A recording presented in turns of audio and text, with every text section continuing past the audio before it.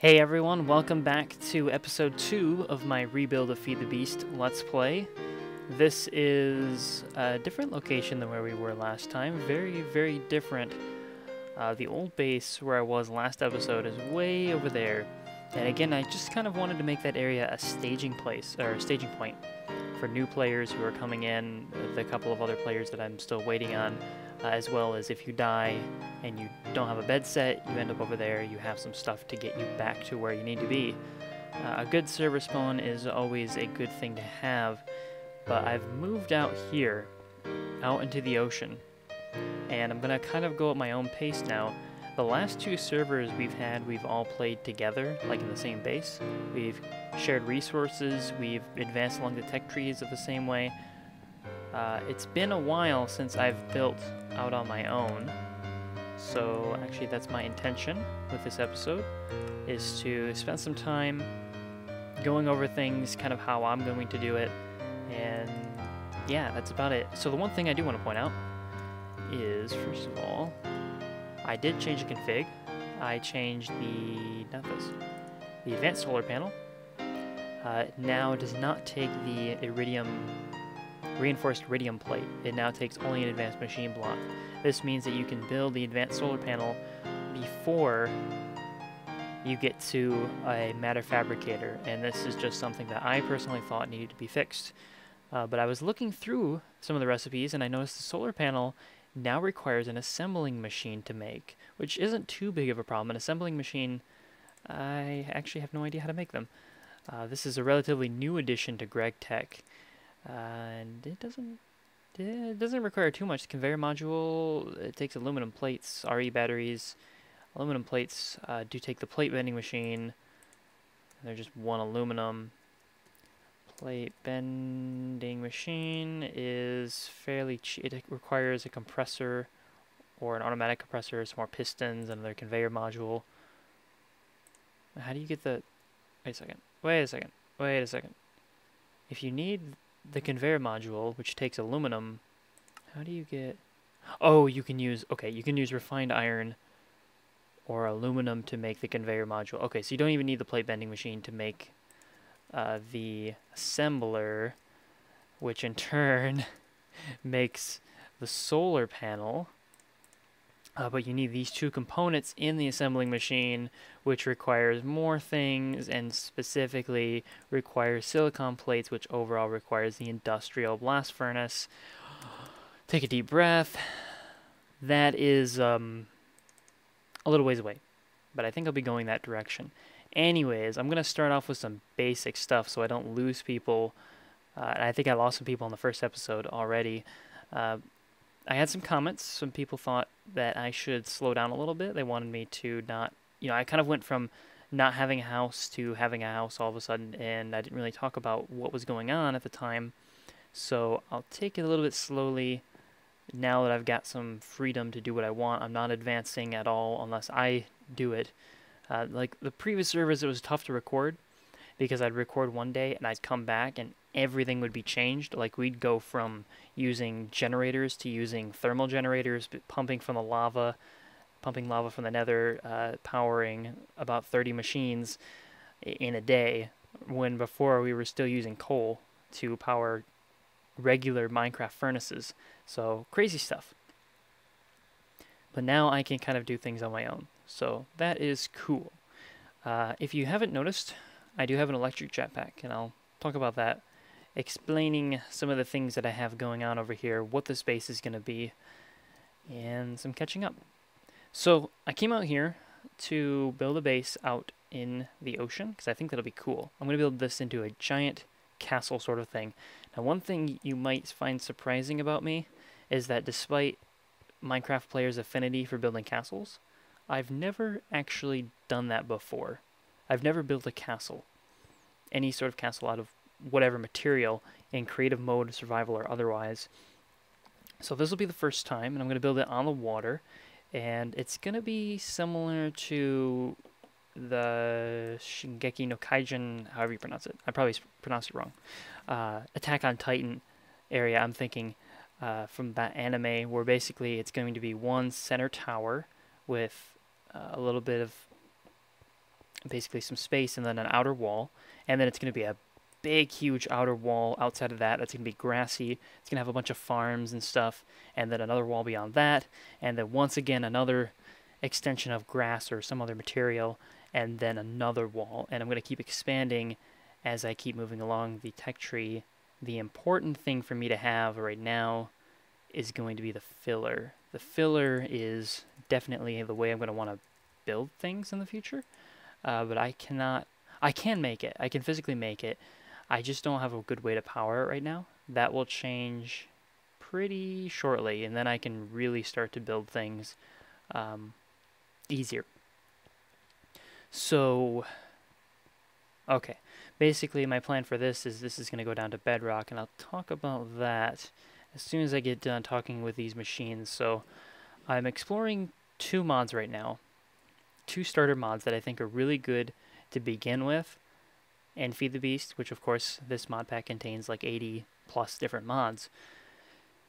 The 2 mods that I'm talking about are Industrial Craft and Thermal Expansion, and these mods have a lot of overlapping, so there's a lot between the two that you can kind of accomplish whichever way you go, and you can go either way, you can go both ways. I tend to explore each in turn. There's some things that I like about Thermal Expansion, some things I like about Industrial Craft, and they do complement each other. And once you get a couple diamonds, you can effectively exchange energy. I've talked about these mods before. They both take energy to accomplish certain goals. For instance, over here I have a powered furnace. The furnace runs on what we call Minecraft joules, or MJs. MJs are the energy source for a couple of different mods. They can take MJs, I think Mine Factory Reloaded being one of the newer ones. But it's mostly a Buildcraft power source, and it's also used by Thermal Expansion. Thermal Expansion is mostly a subset of, or is a, I guess I wouldn't really call it an add-on. It's sort of a standalone thing. It's based very heavily on on Buildcraft though, and it's got these nice looking guys here with the cool structures, the cool little configuration settings, little buttons you can change, and they're really cool what you can do with them. They're kind of glitching out, and that's just my graphic settings. So in order to power this, in order to give it the MJs it needs to run, so if I put nickel in here, it's going to run, and it'll turn this nickel dust into nickel ingots. But it's going to use energy to do so. To give it energy, I have to give it some sort of input. Why is this not going down? Oh, it went back up. That's weird. I have to give it some sort of input. Most of the power generation in Buildcraft and Thermal Expansion is done via engines, and there are a lot of engines. Engine. We could look up here.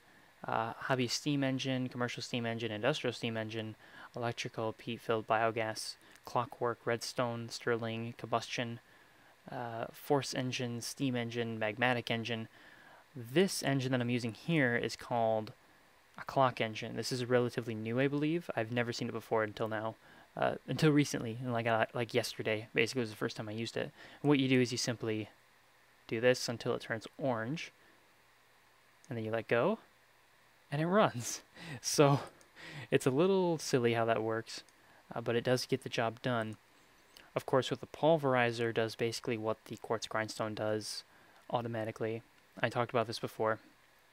It turns any ore into dust, and then what you do is you take the dust and you put it back in the furnace, and the furnace converts the dust into ingots. And overall, you get twice as many ingots per ore if you do it this way.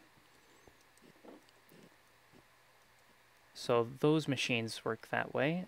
These machines over here are also Thermal Expansion. They're glitching a little bit for me.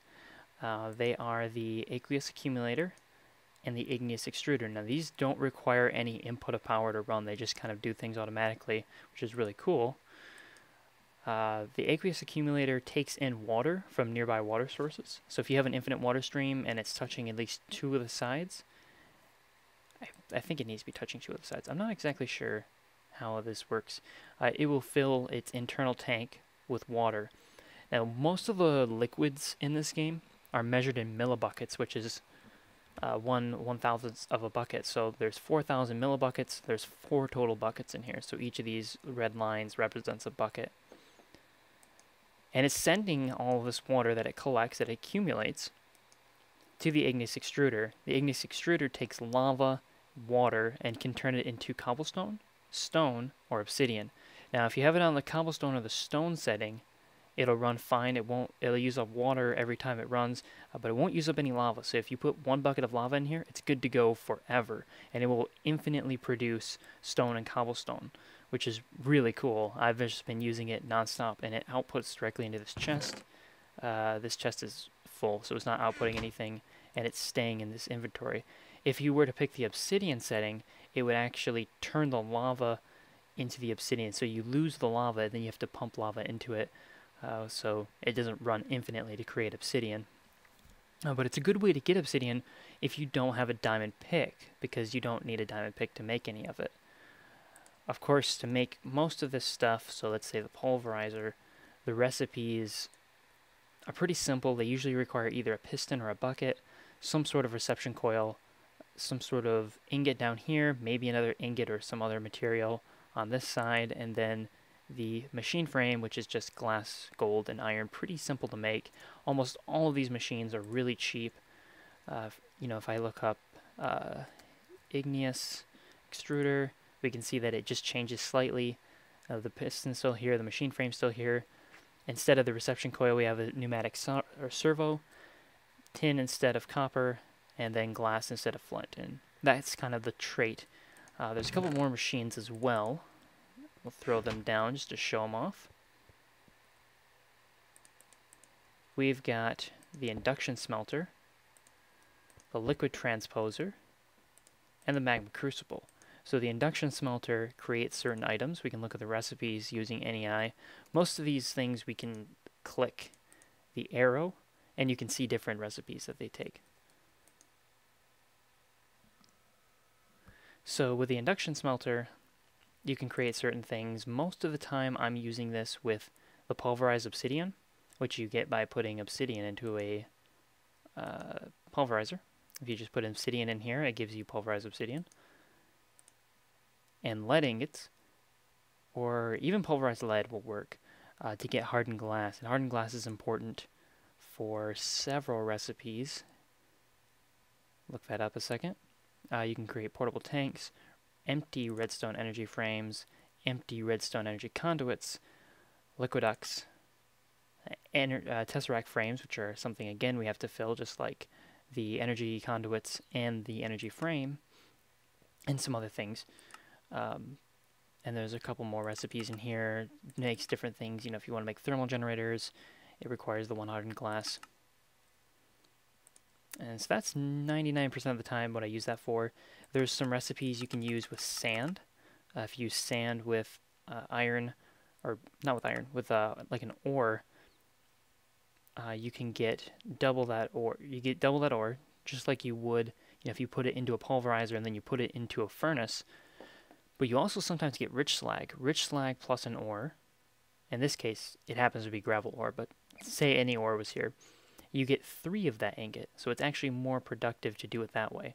But you only get a 5% chance to get rich slag. 75% of the time you get slag, and then the other 20% of the time you don't get anything. But it's really neat. There's some options here if you want to go this direction. And there's different ratios depending on what exactly you're working with.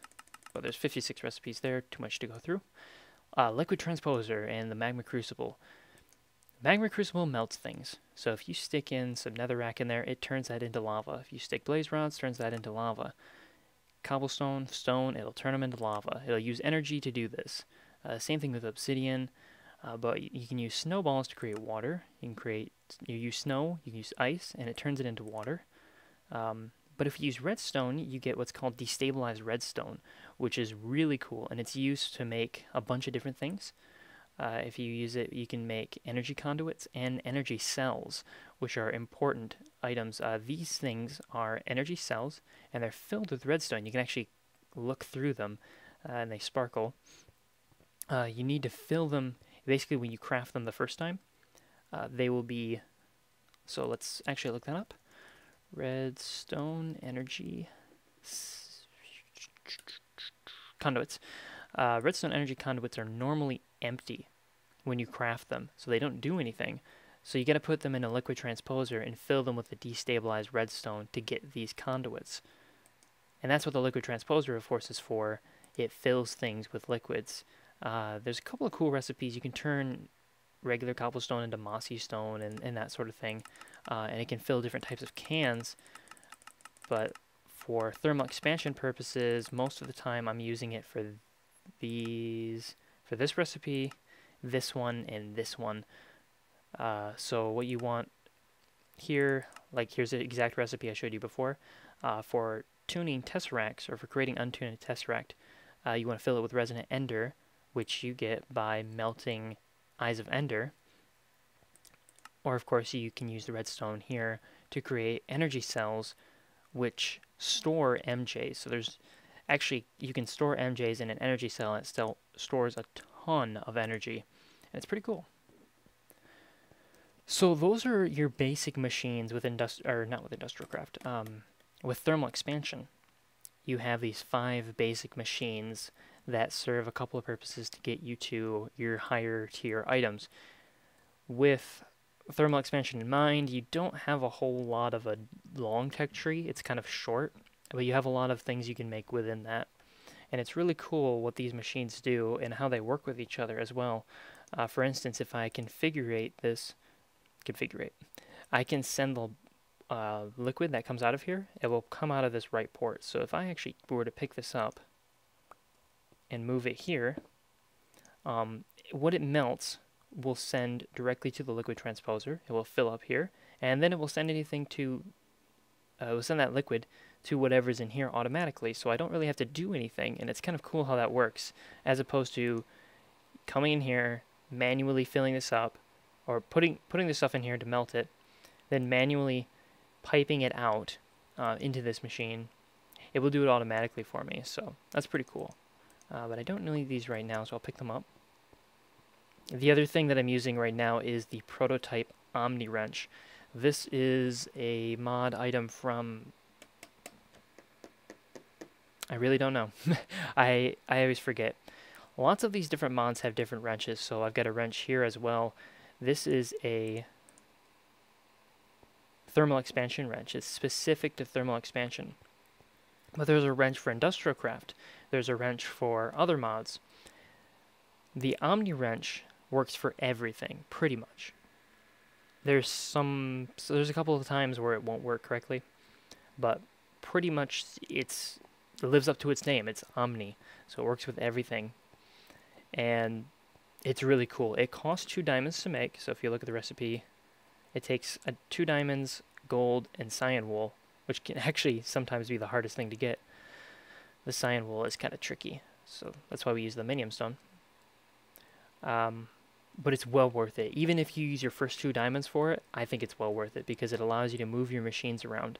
The reason why I suggest making this is that a lot of machines, particularly Industrial Craft and Greg Tech, if you break them without a wrench, they will break into their components and not give you back the full block. So if I were to break, say, this machine right here, which is a geothermal generator, it would only give me back a generator, and I'd have to put back in the resources to turn it into a geothermal generator. So that's no fun. Nobody wants to do that. Ain't nobody got time for that. You guys know how it is. So I definitely recommend this. This is just an awesome, awesome tool, and I love it. And I need to get rid of these. I don't know why I have these still. So let me put these back briefly. So that's kind of thermal expansion in a nutshell. The only other thermal expansion thing that I did was with the mining well, which we can actually go look at if we want. Yeah, I can get my stuff here. Might as well show this off. So the mining well is a really cool item. And what you do, put it right here. And then we need a chest. My inventory is extremely full right now. I have a bunch of stuff on me. I don't really have a lot of storage space set up yet. And it's becoming a problem. that doesn't go in there. I do have rubber trees in here, don't I? Yeah, I do. But I probably have, yeah, I do. Rubber trees in there as well. Okay. So the mining well is how I dug some of this out. I dug out the ring, so there's a 5x5 in here. This was all dug out with the mining well, and then I was going to wait to do the rest. If I get my force-mitts. We will run this thing. So put the clockwork engine down right here. So this is a buildcraft item, the mining well. So if we give it some MJs, it'll start working. And there it goes. It's going to start mining through all those blocks. So the question is, where are those blocks going? They're going right in the chest. Very, very simple, very easy. See, it picked up some coal on its way down. And it'll keep running. One turn of the clockwork engine seems to be enough to bring it all the way down to bedrock level. So it'll come all the way down here before it's done. Which is pretty cool, in my opinion. This is basically a baby version of one of the best items in the game, which is the quarry. The quarry is easily the best thing in Buildcraft, besides maybe their transport pipes, at least before Applied Energistics. The quarry is... oh. What's up with this? I may have to test this. The quarry is an extremely expensive item. It does take 11 diamonds. Now, what's up with this?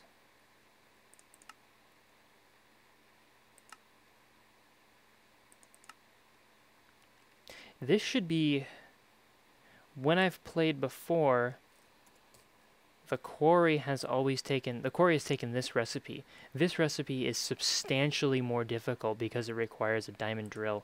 Diamond drills require titanium plates, which you need titanium ingots, which you can only get from an industrial blast furnace, which you need titanium dust, which you get from... it doesn't say... oh, which you get from tiny piles of titanium dust, which you get from electrolyzing bauxite dust. So you need an industrial electrolyzer. You need a lot of stuff, basically. The process to get a quarry is a long one with GregTech enabled. That said, once you get a quarry, it is amazing. It can take out an entire 64 by 64 area all the way down to bedrock, mine all the objects, or all the blocks down there, all the materials, all the items, pump them out into a chest, and then you have it there. And it is incredibly effective, very, very useful. It's how you basically do your mining in Feed the Beast forever once you've got it set up. There's almost no incentive to use any other methods once you have it. So in a sense, it's a little overpowered.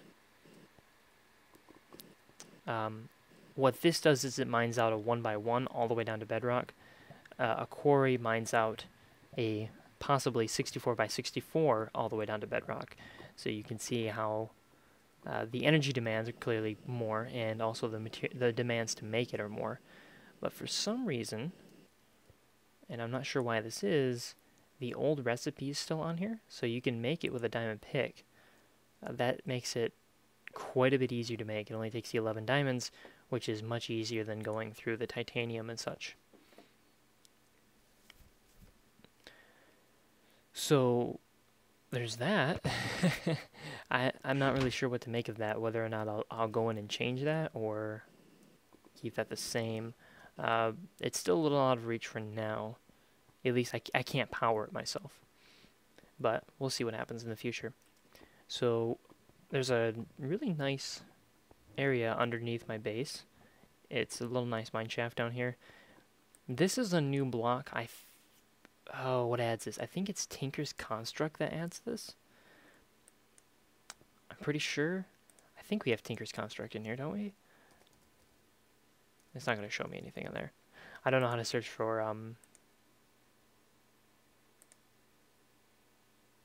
Oh, that is cool. There we go. I found it. Or I found part of it anyways. Can't really scroll through it. Oh wait, yes you can. Right there. Oh, that's cool. Yeah, Foamatic Tinker, Tinker's Construct. What this is in NEI, this lets you sort by mods. And so you can see every mod. Oh, this is even better. Yep, this is way, way better. Yeah, Tinker's Construct right here. And so we can look through all the mods that are in, or all the items that are in Tinker's Construct. I'm not sure how you set. Oh, there you go. So this is going to show me just things that are in Tinker's Construct. And let's see, is it in here? I'm pretty sure this was a Tinker's... Oh wait, maybe it didn't work. I'm not sure if it worked. Because these aren't Tinker's Construct. Those are Industrial Craft, actually.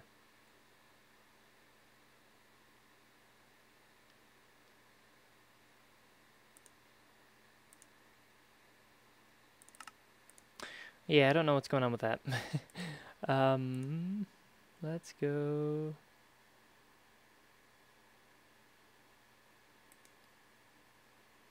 Yeah, I think it may have broke my NEI. Oh boy.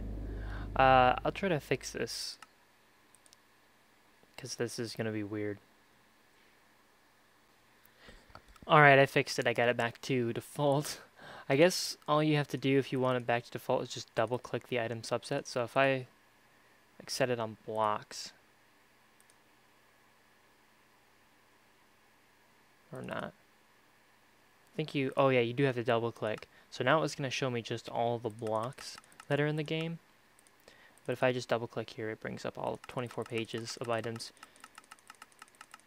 Which is quite a bit. So back to this thing. This is Abyssal Stone.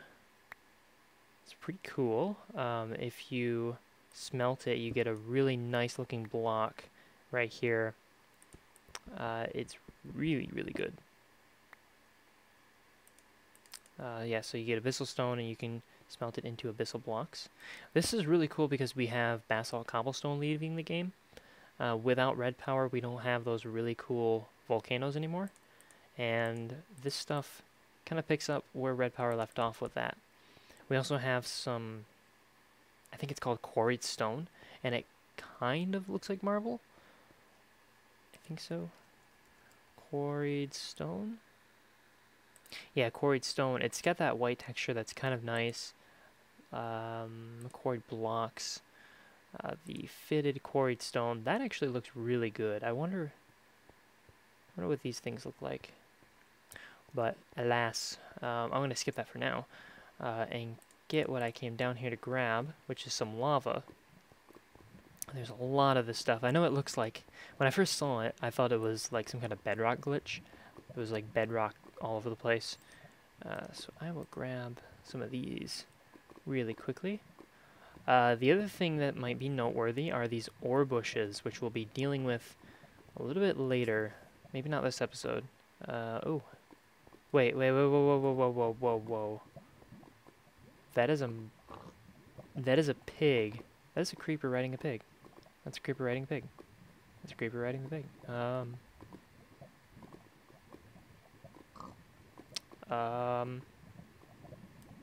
don't know what to make of this. I really don't know what to make of this. Well, I think something happened. I'm not entirely sure what went on.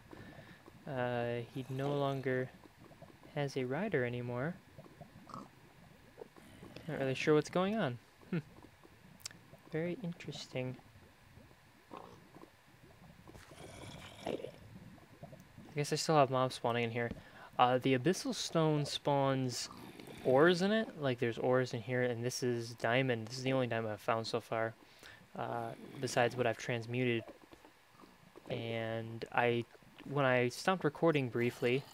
Oh, there's a mini Enderman. That's another mob thing. Something added by the mods.